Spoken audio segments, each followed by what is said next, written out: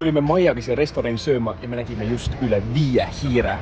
Need hiired ei olnud küll restoranis sees, aga siin kõrval on siukene tukake ja siin oli lihtsalt kohises hiirtest. Näete, seal on lihtsalt hiired, hiirte pesa. Nad on siin prügikastide juures ju. Oh my god, vaadake, ta vaatab prügikastist välja. Nad on siin prügikastide juures, issand, kui hirmus mul siin olla on. Ma ei ole sellist asja Eestis varem näinud. Oh my god, mul on nagu hirmus olla siin prügikastide vahel, kui siin on mingi 100 hiirt. Appi. Nad lihtsalt vuhavad siin igal pool. Näed, hops, läks sisse jälle. Oh my god, ma leidsin nende uru üles. Vaadake, nad elavad seal sees.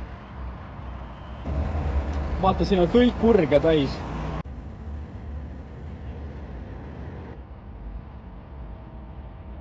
Need on Ratatouille ju. Need on rotid ju, need ei ole hiired isegi. Reaalselt must tekib nii vastik tunne, kui ma neid rotte näen. Oh my god, siin on neid nii palju.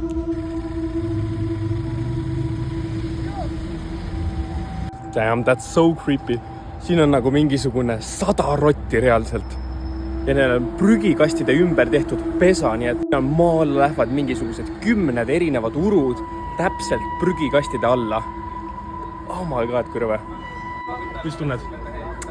Toit oli ülihea, aga ma vist nagu hirmus on tagasi tulla. Rotidel levivad igas haigused ja värki ju. Kui keegi tahab ka tulla vaatama, siis siin on see ala. Siin on Rotermann, eks ju. Ja siis seal on need prügikastid.